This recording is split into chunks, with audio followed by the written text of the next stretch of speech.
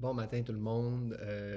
Bonjour à tous les gens qui m'écoutent, à tous amis, collègues, partenaires, euh, entrepreneurs, futurs entrepreneurs, travailleurs, futurs travailleurs, bref, à tout le monde qui m'écoute. Ce matin, on est dans les croyances limitatives. Croyances limitatives, gestion de l'argent, comment qu'on gère ça finalement, ces croyances-là. Et puis en fait, si c'est la première fois que vous vous joignez, dans le descriptif, je vais mettre comment on identifie une croyance limitative, donc qu'est-ce que c'est, et deux, comment on règle ça. OK? C'est pas simple, puis chaque croyance peut prendre du temps, mais c'est quand même super important de savoir c'est quoi la méthodologie pour pouvoir passer au travers. Et ça prend de la répétition pour faire ça, donc ça ne se fait pas du jour au lendemain. Aujourd'hui, notre sujet en fait, cette semaine, c'est sur l'argent. Donc, on va parler aujourd'hui des croyances négatives entre l'argent et c'est quoi l'impact personnel qu'on en a. Donc, dans une croyance limitative, tu sais, on a par exemple dans ceux-là, pour gagner beaucoup d'argent, il faut sacrifier c'est qui qu'on est. Il faut sacrifier ce qu'on est. Je ne sais pas comment gérer avec l'argent. Je suis mauvais avec l'argent. Hein. Et là, je vous donne quelques petites croyances. Puis, je vais vous donner quatre trucs ce matin. Retour dans les trucs. Oui, j'aime ça. C'est quatre trucs principaux pour pouvoir, je vais dire, avoir une meilleure relation, un meilleur impact au niveau de l'argent. Donc, première des choses, on va parler de l'argent puis le bonheur. Tu sais, il y a plusieurs études, là, maintenant on sait que plus tu fais d'argent jusqu'à un certain niveau, ça va avoir un impact positif sur le bonheur. Euh, Ça dépend des études, là, mais c'est à peu près 60 000 US, donc on va dire à peu près 85 000 Canadiens, tout dépendamment du taux, bien entendu, mais tu sais, on s'entend, là, après ça, l'impact sur le bonheur est très faible. Puis, je suis allé voir l'étude par rapport à ça, puis en réalité, c'est pas tant le montant du salaire qui détermine ton niveau de bonheur, mais plutôt c'est quoi que tu fais avec. Donc, je prends un exemple.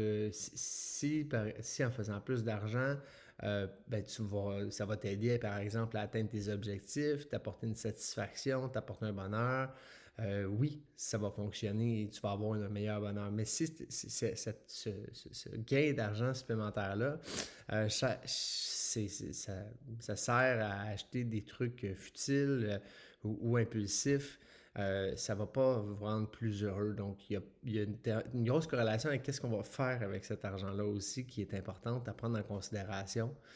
Euh, donc, ça, c'était le premier point. Le deuxième, c'est le mindset. J'en parle, c'est le mois des croyances limitatives, mais c'est aussi le mois des mindsets. C'est quoi un mindset? C'est l'état d'esprit. Okay? C'est quoi l'état d'esprit que tu as? On parle souvent des gens, par exemple, les millionnaires. 20% des millionnaires sont devenus, en fait, c'est moins de 20%, là, souvent c'est 8 à 20% des millionnaires qui sont devenus en héritant, ou en ayant la loto, voyons, de l'avoir reçu de leurs parents ou de la famille. Euh, donc, ça veut dire que la majorité, c'est pas de même qu'ils l'ont obtenu. OK? C'est un état d'esprit.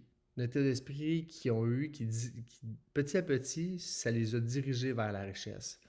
Même que hier, on a eu une discussion, puis ils parlaient que il y a une autre étude qu'ils ont faite, puis ils ont pris, disons, puis on le fait à travers la planète, on prend tout l'argent de la manière qui est distribué, on le redonne également à tout le monde sur la planète, ça prendrait seulement un certain nombre de temps, et la distribution serait pratiquement la même après un certain nombre de temps. Euh, donc, ce que ça veut dire finalement, c'est que c'était l'état d'esprit. Ils appellent ça en anglais le growth mindset. Donc, l'état d'esprit du développement. Donc, d'avoir cet état d'esprit-là, que l'argent colle à nous, qu'on fait, ben, tous nos choix vont avoir une meilleure, vont devenir finalement différents, puis on va agir de cette manière-là, ce qui fait en sorte qu'on va faire plus d'argent. Donc, ça part beaucoup, beaucoup du mindset. Truc numéro 3, pensez que l'argent, c'est égal à une réussite sociale. OK? Là, ce que ça veut dire, c'est qu'il y en a plusieurs que quand ils vont faire plus d'argent, qu'est-ce qu'ils vont faire? Ils vont avoir tendance à acheter des je veux dire, des choses, des articles qui vont monter et qui vont pouvoir, en fait, je vais dire vraiment le statut là, de la richesse. OK? Je vais donner un exemple. Par exemple, on dit on va acheter des souliers de renom, on va acheter un frigidaire de renom, on va acheter le dernier PlayStation, c'est un exemple. Mais finalement, c'est qu'on va acheter des choses de renom pour avoir un certain statut, s'afficher dans un statut. Mais en réalité, c'est un des pires moyens pour devenir riche. Ah non, tu sais, pardon, moi je vais pas là au Maxi. Non, non, moi je vais pas là, c'est pas bon pour moi, ça. Ok, c'est comme une des listes dans la chose des dépenses qui est la plus élevée, l'épicerie. Tu sais. Puis je dis pas que les autres épiceries sont pas bonnes, là, on s'entend. C'est juste qu'il y a des coûts associés à chacune. Et ça va avoir un impact direct. C'est le statut qu'on se donne, le statut qu'on veut montrer. Fait que ça, c'est le truc numéro 3. Le truc numéro 4, c'est remettre c'est la gestion de l'argent. C'est comment vous gérez votre argent. Là, ça se découle en plusieurs points. Là, OK? Au Québec, on ne peut pas parler de ça. T'sais, on ne peut pas dire hey, j'aimerais ça apprendre à mieux gérer mon argent. On ne peut pas en parler à notre famille, on ne peut pas en parler à nos proches. On va remettre à plus tard la gestion de nos finances. Okay? Rencontrer par exemple notre conseiller financier, ah, c'est pas grave, ça, on fera ça plus tard. Oh non, moi, apprendre des trucs là, pour. Oh non, non, moi, j'aime pas ça, les chiffres. Là, non, non. La gestion de l'argent.